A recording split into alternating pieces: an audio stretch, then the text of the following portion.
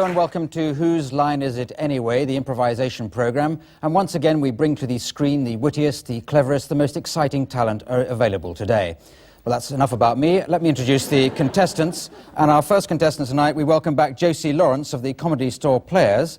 As we've seen her before, we know her acting is second to none. Her singing is second to none. In fact, if she got a part in The Sound of Music, she could be playing a nun. Next, well, I must say it's not often that we have a film and theatre actor of truly international distinction and ability. In fact, we never do, but we do have this week the very popular actor Jonathan Pryce. Then we also have the comedian Paul Merton, whose distinctive performing style is not so much deadpan as dead miserable. And last but not first, our resident maestro, or is it Mini Metro, John Sessions, without whom, let's face it, this programme would have somebody else in it. Ladies and gentlemen, the contestants. Now, the first game is called Authors, and in this, the contestants have to take it in turns to tell a story in the style of an author of their own choosing. So if you'd like to come forward, contestants, and tell us who your author is. I'll be getting the title from the studio audience in just a moment for them to improvise with. Josie, have you thought of an author? Agatha Christie. Agatha Christie, yes, jolly good. King James. King James. The Famous, Bible. oh yes, famous writing of the Bible, yes. God, that's very appropriate for a Sunday. Yeah. No, the programme goes on a Friday, so... less appropriate, possibly, for the show. Very, very appropriate because it'll be Sunday in a couple of days' time. And Paul. Do-it-yourself technical handbook. Yes. Marvellously well-read you are, Paul. And John, who have you gone for? I'm going to do Gabriel Garcia Marquez. And a very popular choice with the audience here. We've been reading him during the week, just to... Now, from the studio audience, I'd like, if possible, a suggestion for the title of a story for them to tell. A Day in the Life of a Horny Llama. A Day in the Life of the Horny Llama. Yeah. Have you read a story called that already? Or are you in the process of writing one? Or? You write them regularly, so you're using this like sort of like a publicity plug for your own book. Yes, well, don't do it again. Okay. The Day in the Life of a Horny Llama. Just outside the street of Wilson Mansions, Hercule Poirot was walking along with his assistant Hastings, trying to get this llama off his leg. Hastings, you're probably wondering why I've brought you to this street today. Well, it's this llama I've got on my leg. I can't seem to shake it off, Hastings. And Hastings did say unto Poirot, take this llama, go unto the garden with it, show it to another llama. And the llama did beget llama, that did beget llama, that did beget llama, that begat llama, that begat llama. And Poirot said to Hastings, get this llama off my back. And Hastings said, do it yourself. It was this point that he had passed a doorway and he said, you notice this door has been planed on both sides. If you notice that the grommets on the backward side or handle have been double screwed back to utilise a double sink after dig out the sunk piece of glass. Piece of glass, ah, yes. The Colonel, Balazar Alcazar Diaz Macaya, had often looked down into Macondo. Only the other morning he had got up to see his wife rise from her bed in beautiful Colombian silk, only to turn into a large white bird. Or was it a llama? Thank you very much. Thank you. Okay.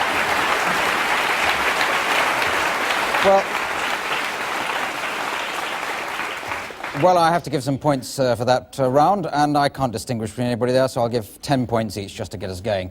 Now, the next game is called Film and Theatre Styles. It's called that because the contestants are required to act things out, to improvise things, in a variety of film and theatre styles. Makes sense, doesn't it? Paul and Josie, we're going to start you off as a pair, first of all. I'll give you your situation to improvise in just a moment, but if the studio audience has got a few suggestions for us of film or theatre styles that they can act in... Flintstones. Hang on. Flintstones. Flintstones, was that pantomime from over there? Or... Sorry, what was that one? Sorry, another pantomime. We've got two pantomimes we're going to do. What was the other one over there? Spaghetti Western. Spaghetti Western, yes. And James Bond film. oh, well, we're having James Bond films. Sorry? Disney. Great. German art film from John Sessions' friend. We'll give him that later on.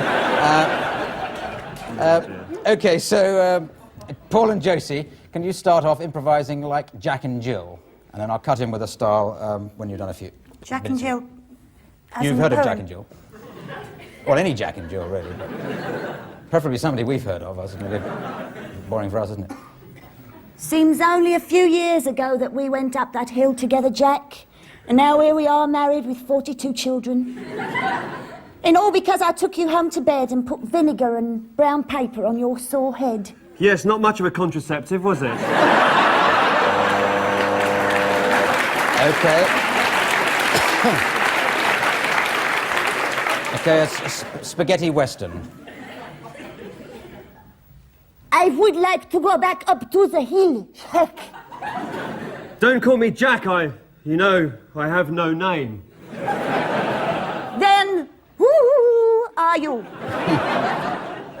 Am I? Who am I? I am that man who goes at the top of the hill with a brown paper head. Pantomime. Don't I, boys and girls? He does, you know. And we know a song about brown paper, don't we, Jack? Yes, we do. While they're getting ready for the finale, why don't we put the audience into two halves and sing our brown paper song? Now, I want all the ladies to sing the brown paper song and all the men to go up to the bar and order themselves a whiskey. A German art film. Or a lager, whichever suits him.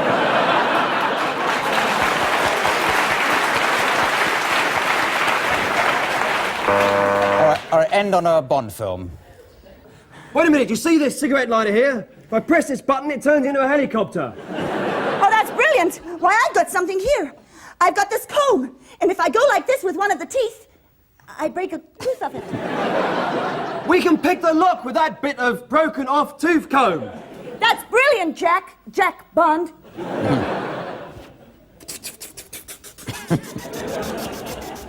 We should have got in it, don't you We think? should have done, yes. Thank you. All right. Well. Okay. Okay, I'll give 50 points each there. Now, John and Jonathan, you'll have a thing to improvise now. A situation I'll give you in a moment. So have you got any more film styles, theatre styles for John and Jonathan? Well, pirate movie. Doctor Who, hang on. Samuel Beckett, yes, very good. Blue Peter, I think. One more, just one more from out there. What? Sorry? Oh, right, Commedia dell'arte, jolly good. Let's hope they're good on languages. Now, okay, so let's get going. Your situation is reporting a crime. So, you're telling me that you sat there for 25 minutes and you watched him go at her with a 1938 service washing machine. Oh, yeah, it didn't seem nothing unusual to me about it, no. So let me just get it straight, because you were first on the scene, were you? Yeah, well, it was... Sorry. Samuel Beckett.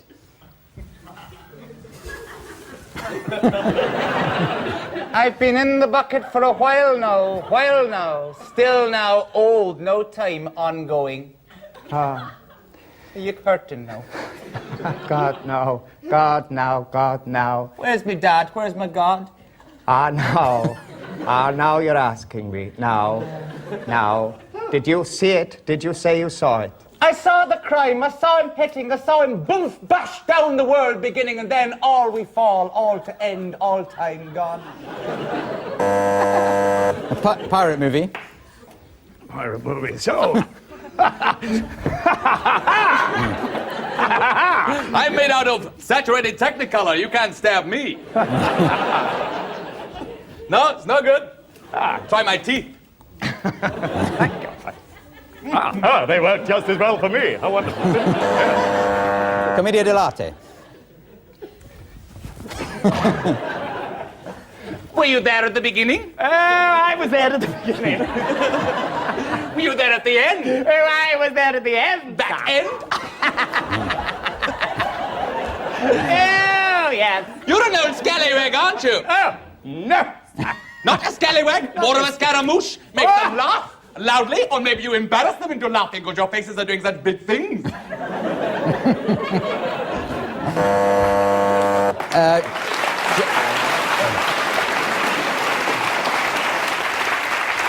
And one more to end on, as in a le carré. You're washed up, George. You're washed up in the washing machine, spinning round and round. You know what it is to go west, George? That's just your opinion. My opinion doesn't come into it. You are too late with Clydesdorf, and you're too late now. You're not saying a lot, George. You're going round and round. Or maybe it's reminding you of 1938 in Columbia. Or 37 in Berlin. A lot of water under the bridge, George. A lot of nutcrackers round the nuts, if you catch me.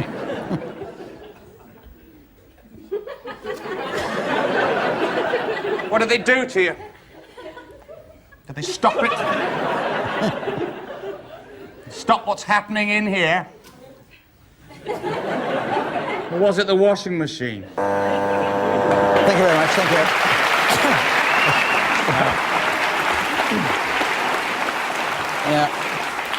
Yeah, I'll let you go on a bit there on the off chance you might mention reporting a crime again, but I'll give you 50 points each anyway. Now, the next round is called The World's Worst. It's a quick-fire round. Everybody's involved. You'd like to come forward and stand on the world's worst step there. And just as they think of them, contestants have to think of and pretend to be the world's worst people to be auditioning for a part in Romeo and Juliet. So I'll buzz when I've got enough of you to get the idea. So go ahead. The more you do, the more points you get, if you're interested. Oh. So, Miss Juliet's 15 then, is she?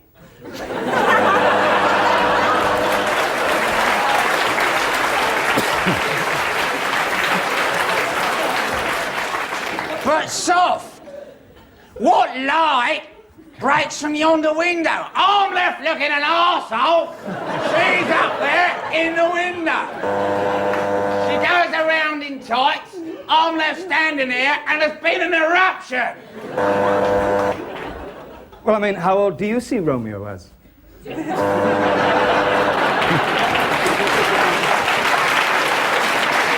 more? Any more? No? More from John. Oh, I suppose it'd be 1958 I was doing it last. But I think it's the way that... Well, I just see it as a natural progression from everything I've been doing. I mean, Macbeth, Hamlet, Lear.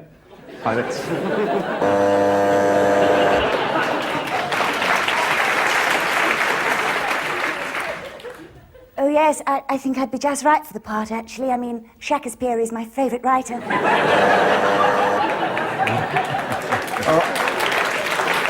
Yeah. It's not about being handsome, it's about being passionate.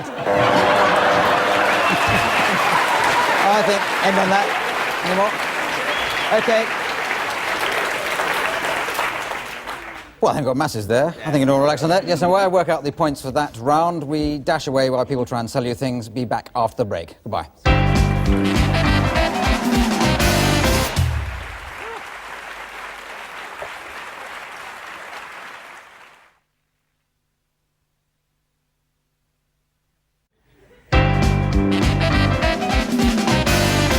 Right, okay, yes, no, right, okay.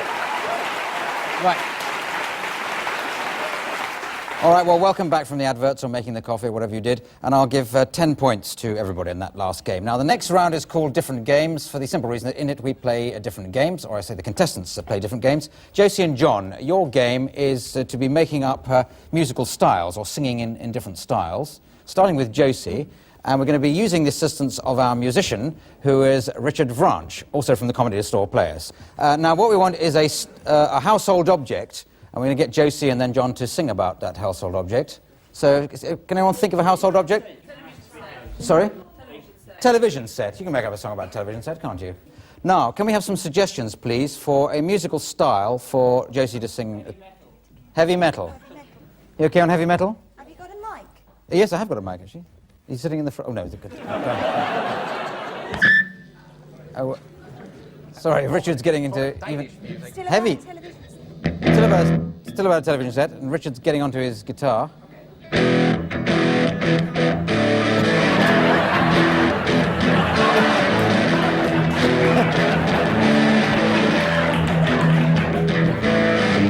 Baby, baby, I love you. Can you hear me, son? Come and treat me like a television set. Come and twist my knob.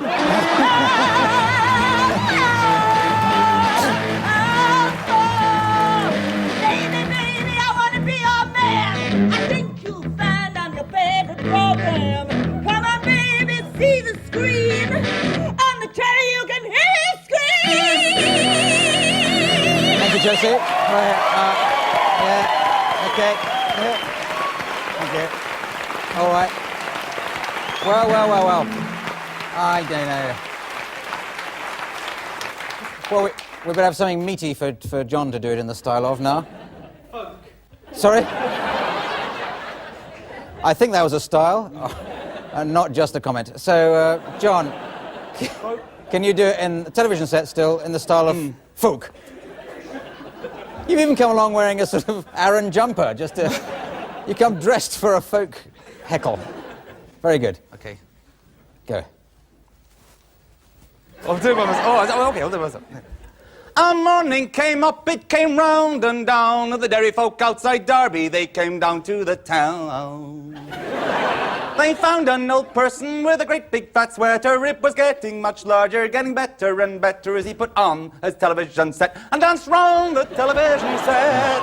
He danced round the television set. He drank real ale and a ridiculously long pipe was hanging from his mouth. His girlfriend, her name was Betty. She changed it into dandelion stock because she was a wanker like him. And together they would dance together round the town, living in a time before the goons were around. But sometime after the First World War, who the hell one was it? With a sweater going up and down, they would turn on the television but then switch it off because they were funny old wankers from the past. And round they would go, and round they would go, drinking real ale and living in an England that never really existed. Thank you. All right. Okay. Well, it'd be impossible to separate those two there, so I'll give 100 points to John and 500 to Josie. Okay, so the next game involves Jonathan and Paul, and it's called film dubbing. What we do is show them a film, and we've scrubbed the soundtrack off it, and they have to provide it. So if you'd like to come forward, get ready to watch. It is actually a film you may have seen called Plan 9 from Outer Space. And we're going to give you a situation that you've got to pretend to be in your improvising. Paul, you've got to be pretending to coming in to book a holiday from Jonathan, who I suppose is a travel agent. That's what you've got to improvise as a soundtrack over this bit of film. Now it's starting, look. Oh, hello. I'd like to book a holiday. This is my solicitor in case anything goes wrong.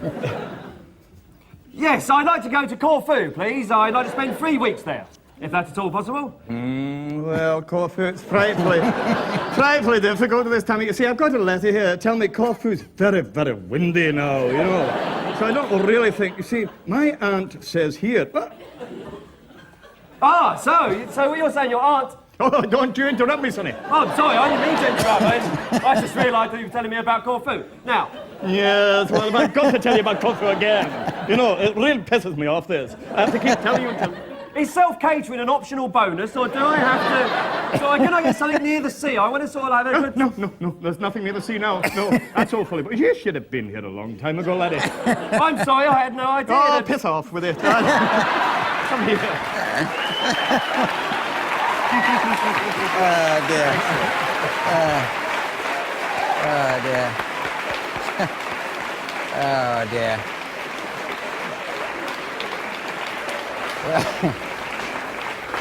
Very good. They'll never believe this isn't cheated because that's exactly what the soundtrack was. In the original, I got 90 points each there. Now, games are called Party Quirks, which matches Paul Merton against the rest. He's actually played this on previous programmes, but he didn't manage it very well, so we'll give him another chance.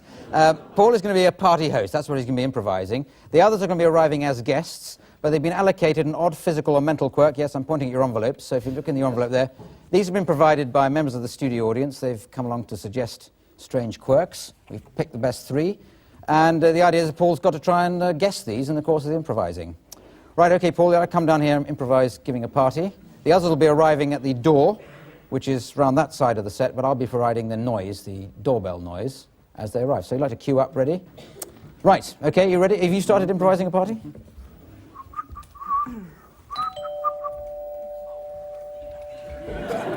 Sorry, I think I've broken your doorbell. I pressed a mic too hard. That's all right, don't worry about that. Would you like some Twiglets or some, I have some rosé, some white wine, some red wine? Twiglets, yes. Don't bother to unwrap them. You've got one stuck in your hair, I think. Oh, I'll just get the doorbell. Hello. Oh, fuck. All right, Paul. All right, Paul. Repeat after me. Yes. Get out of me. Get out of me. Get out of me. Get out of Get out of me. Get out of me. Have a Twiglet, thank you.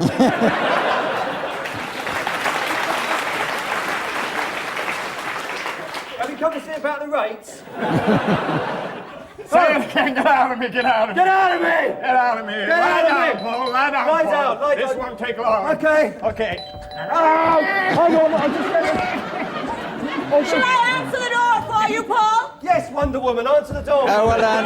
Okay, wonderful. That's close enough. Hang on a moment, I'll just get this... But where were we going? Where could we be? We were, of course, French. Our long navels going in and out underwater. Oh, sorry. Okay. I'm sorry, you got it right. I'm a complete imbecile. Okay, we'll give you that one, Paul, because... Jacques Cousteau, he's possessed by the devil. Yeah. Well, there it is. All right. Well, I think I'll give 20 points each to each of the improvisers, and maybe 15 to Paul, because I think he had to be given just a little bit of help there by having it explained to him. Yeah. No, not bad at all. So all I have to do is to tot up the points here, and I see that this week Josie Lawrence has won. So well done, Josie.